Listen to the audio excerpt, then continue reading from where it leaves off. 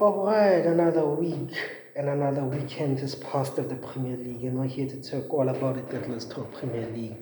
Let me start off with the big game of the week, which was Chelsea versus Liverpool.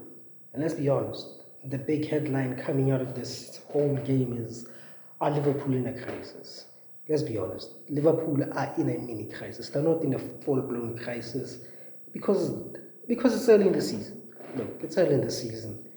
But the reason Liverpool people are classifying this as a crisis for Liverpool is because of two things. One, this is the first real challenge that Arne Slot has faced ever since he came to Liverpool. Because let's be honest, last year, even though Liverpool lost games, they were seemingly able to bounce back. Secondly, also the performances. Let's be honest, Liverpool haven't been at their best this season, especially over a 90 game period. They have not been their best. We've seen spells of what Liverpool can do, and those spells is either they were behind, or it's simple they got a dodgy decision against or for them. That's the only real time we've seen Liverpool at the sparkling best, not at the full 90 best. And lastly, the money they spend. Come on, guys. 400 million. You've got 200 million pound signings in your squad, and you spend 400 million on additional signings. Obviously, it's going to come with some pressure. Every game you're expected to win.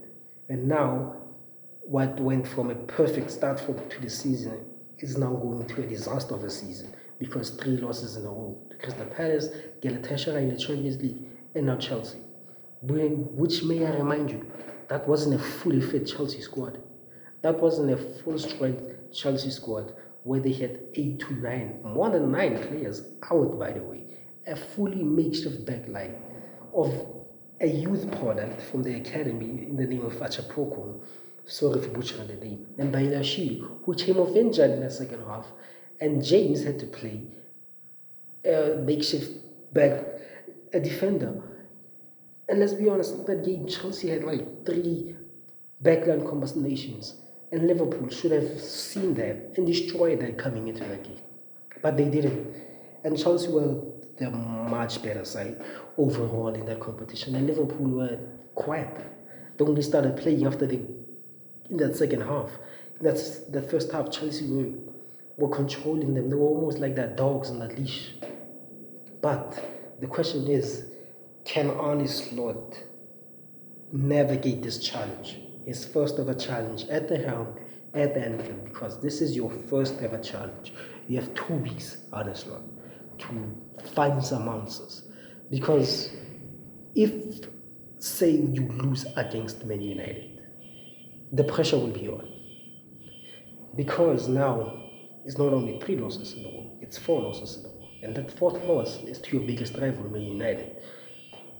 Questions are not only going to be start saying by Liverpool fans, are also going to be start saying by the entire Premier League fan base. So what is not? You have 4 weeks. 2 weeks of the international break to fix stuff, to see what went wrong over this past 3 to 2 weeks. Also, a brief note on Chelsea. Congrats. You are perfect. Moises Caicedo, take a bow. Because you played that game to an absolute perfection. And Chelsea, all you just have to do is stay consistent and get your guys back. And you could potentially turn this title race into a 4-horse race. I still believe that this title race is going to be a 4-horse race. Hopefully you do. Hopefully you become that 4th dark horse in this title race. Obviously, but that's all the things I have to say on that game. Let's move on to other games, which include Arsenal versus West Ham.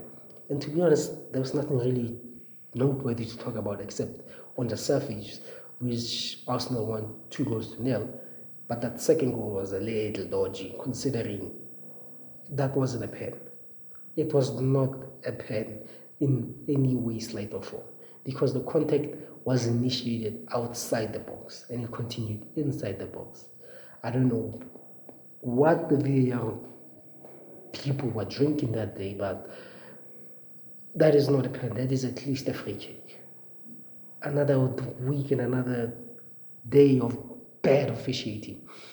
But look, it doesn't matter for Arsenal fans. They're at the top of the table coming into the latest round of the international break, and that's all that matters to them.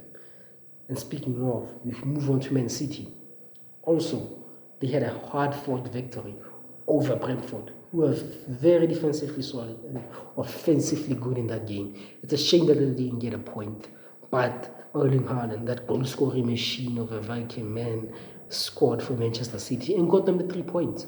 Not only that, he handed back Pep Guardiola's 250th win in the Premier League, which makes him the quickest manager to do so.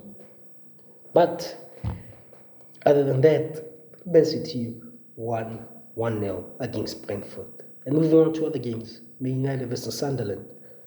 A pressure cooker for Ruben Amorim, and his players delivered, to be honest.